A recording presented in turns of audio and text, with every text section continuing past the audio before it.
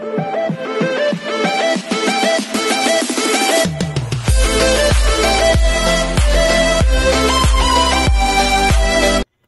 everyone, this is KJ from Vlogs, a Filipino reactor based here in Kidal, Saudi Arabia, and welcome back to my channel. For today's video, agad-agad, gawa natin itong reaction video for the second time. If I'm not mistaken, this is the second time na gagawa ko ng isang reaction video sa isang music video na kailangan kong ulitin because there is a lot of details na hindi ko nakita, na hindi ko napanood because kahapon nagmamadali din akong ma-upload agad ang video and whatnot. It's not just, please don't get me wrong, kasi kami mga reactor kami mga reactor, nagpapaunahan talaga kami mag-upload. Sa totoo lang, as much as possible, kung hindi namin kaya mag-react, hindi talaga kami mag-react. It's just like, papanoorin namin at wow, ganun lang talaga. Most of the reactor talaga. But nevertheless, gusto ko talaga siyang himay-himayin kasi ang dami kong hindi pong alam mo yung, hindi ko siya masyadong na-pause kasi sa premiere din ako nanonood. So basically, pag ibabalik ko siya, sobrang layo na tapos babalik siya sa live, tapos ibabalik ko na naman siya. So parang ang hassle pag sa premiere ka nanonood. But for today's video, congratulations naman natin guys ang Bini and also kayong mga blooms. My goodness gracious, for the first time,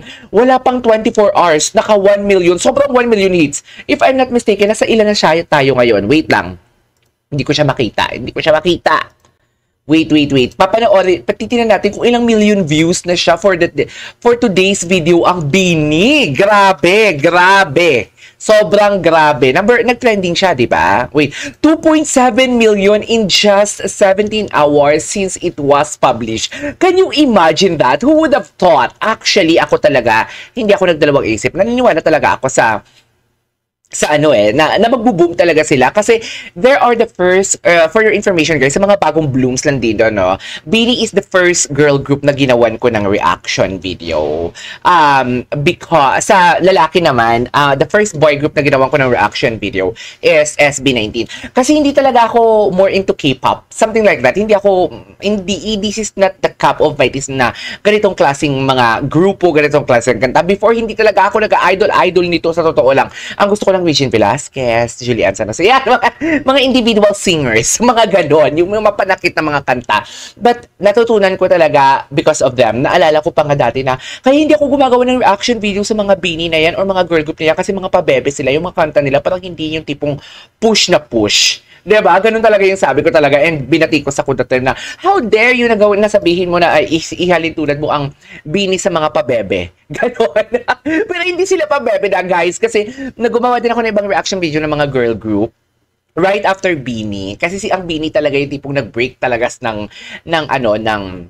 what do you call it? Sila talaga ang nag-break ng glass. Should I say? Sila talaga nag-burst ng bubble para gumawa ako ng reaction video sa mga girl group. So, yeah, nevertheless, ang haba na ng intro ko. Panoorin natin to.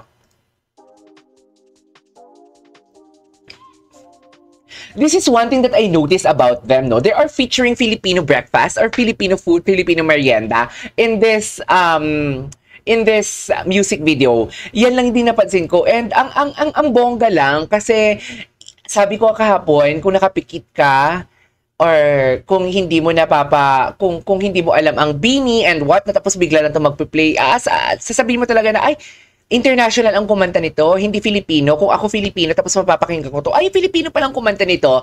Pero ang ganda lang kasi even the tunog is very international. It's an English song, but then again, they give us something that a touch of Filipino because of the breakfast na kinakain. Even ang mga AFAM, kumakain ng breakfast natin or mga merienda natin dito. Yung food nila is Filipino food. I love that. Ganda talaga. Ang ganda lista ko. Isang A mo na dyan. A! Diba? The introduction, it's so international. Really. Ang ganda ng settings nila.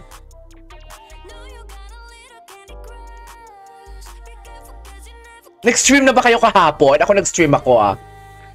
Okay, eto talaga, may nagsabi ata dito na parang si Aya kasi English, kaya si Aya. Kasi di ba kahapon ang sabi ko sa reaction video ko, it's just that, nasanay ako na pagdating sa transition, pagdating sa key change, ang kumakanta talaga is si Joanna. parang pre-chorus, up until chorus is Joanna. Pero dito, si Aya, because it's English daw, parang hindi naman, dear. Sorry, parang hindi naman.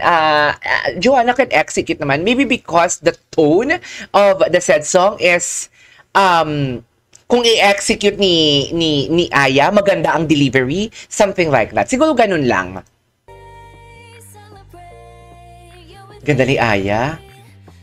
Visuals are overflowing. Marami nagtatanong kung sinong bias ko.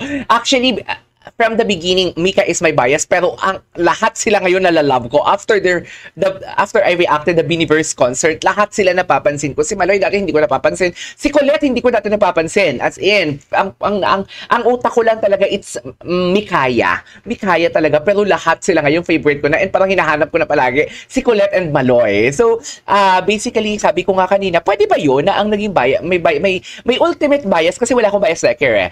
Ang ultimate bias ko talaga is si Mika, pero pwede ba yun na mag-switch ako into OT8? Pwede ba yun siya? I don't know. Ano, hindi ko alam sa kalakaran. Pero so far, gustong-gusto ko lahat sila.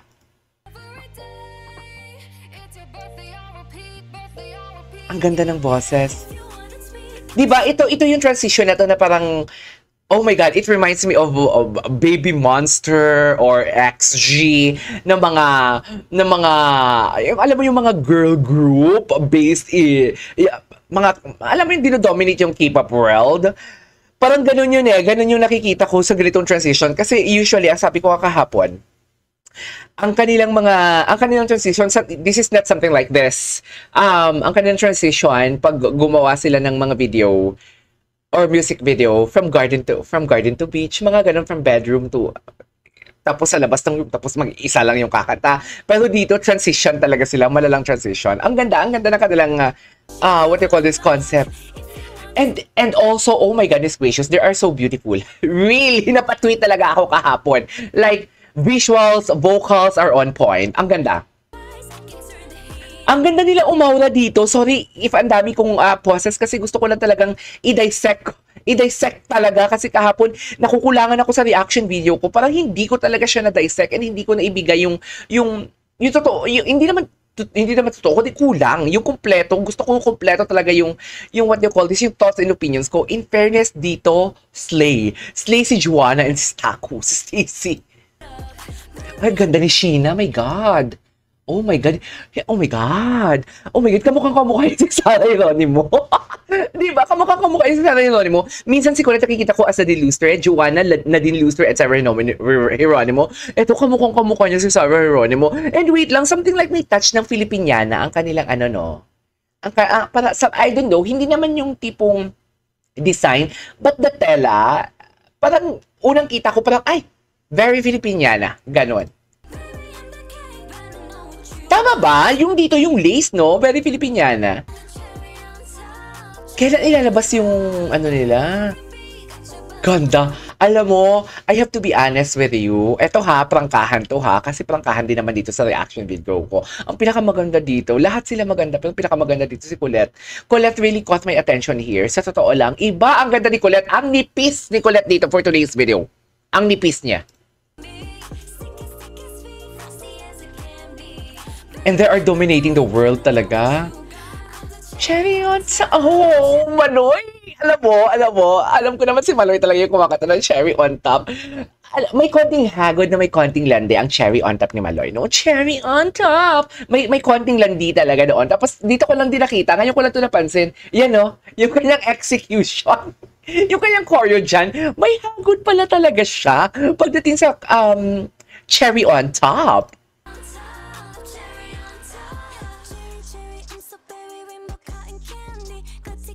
Oh my God, Gwen, na-mesmerize ako. Sorry, na-mesmerize ako. Hindi ako nakapagsalita. Parang, Parang natulala ako kay Gwen. Ang ganda ng enunciation niya. Ang ganda ng delivery.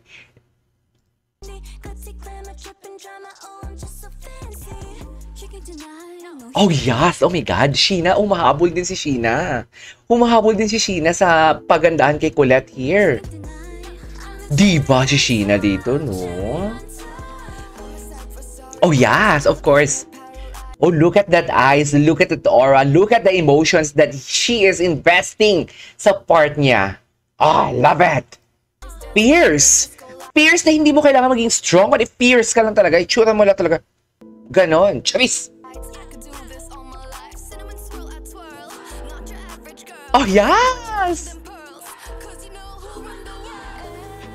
Who Run the World? Alam mo, feeling ko, di ba si Colette, may kinanta siya?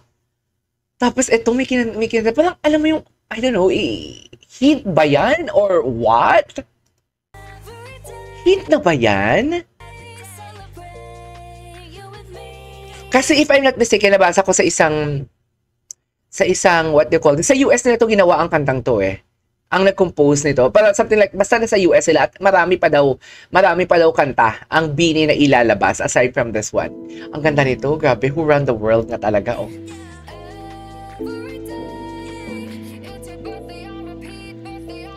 Oh, attitude!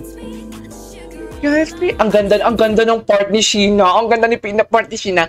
Ay, hindi ko nga nabilang kung nakailang wardrobe sila na pagpalit eh.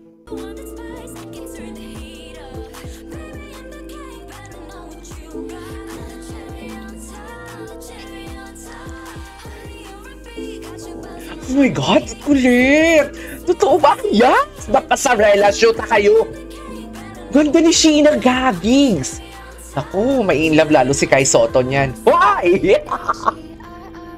Oh, love the soft tone. No. Kumakain siya ng banana Q. Oh my God, that's so cute. Tapos yung soft drinks sa plastic. The design is very Filipino. I love it. I love it.